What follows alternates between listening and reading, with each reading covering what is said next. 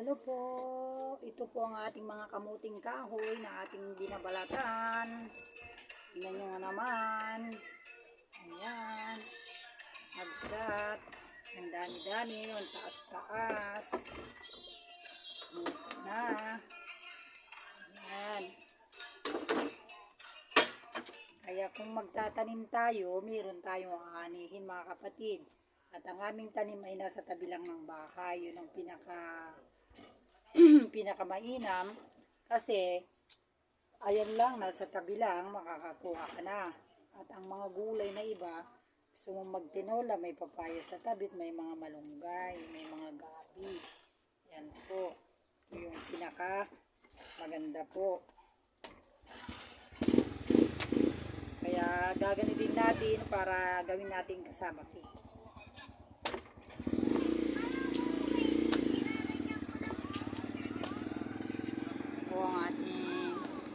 Sama pang nagbabalat. Ilaw ko na mata. Wala yan. Yan. Yan po. Kami po ay nagbabalat. Yan.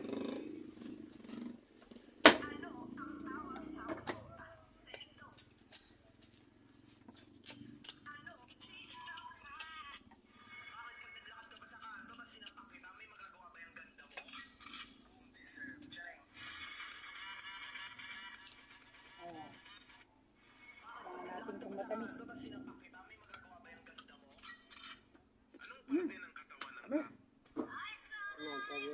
Matamis. Matamis yung kabsa.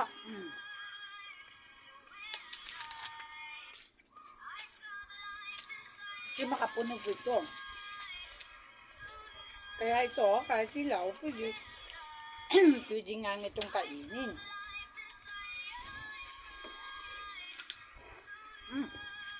Tamis.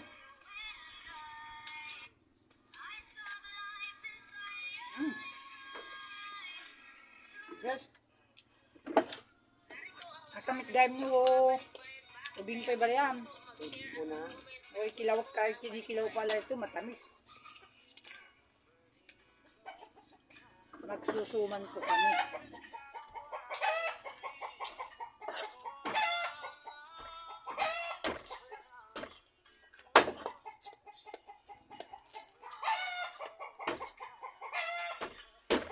Tigas na po yung dulo niya.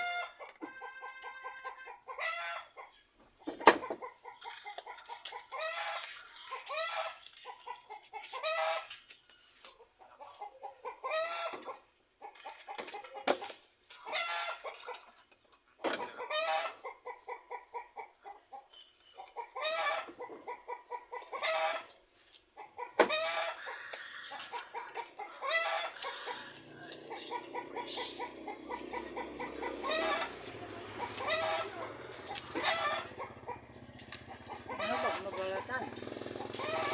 At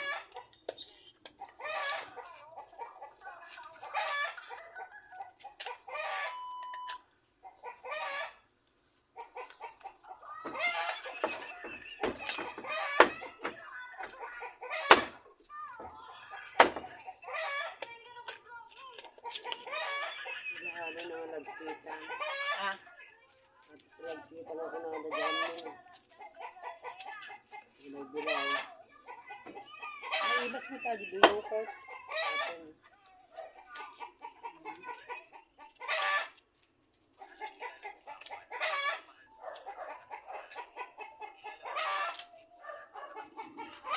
Hindi na raw pwedeng kumain dan daw ng mga pinya. Hindi na daw silihin na daw niya yung kakainin niya kasi marami na raw kakain sa kanya. Siya. Sus. Parehas na lang natin. Parang daw.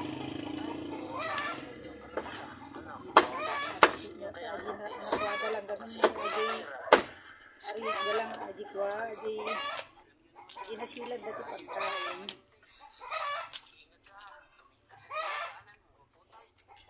Kasi di katuga nga. Ano kay kagsi dati sa luyot kadakwa. Mem ni kuha mo dan. Nasuro-suruan nga nagsidsi dati ko na igulay.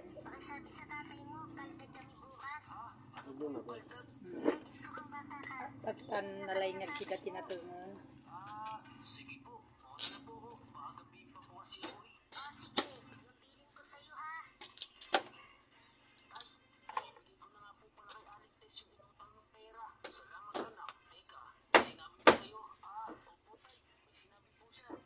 Ayan, marami na po tayong gadgarin mga kapatid. Gagawin natin kasabak o diba?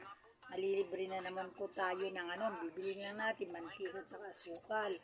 O di kikita na naman kahit konti, meron na naman tayong pambili ng sabon o kaya'y ulam. Sasabay na rin po natin sa mga paninda. Ayan, kakabsat. Ang ating mga kamote. Ayan po. Tingnan nyo po. Ang dami.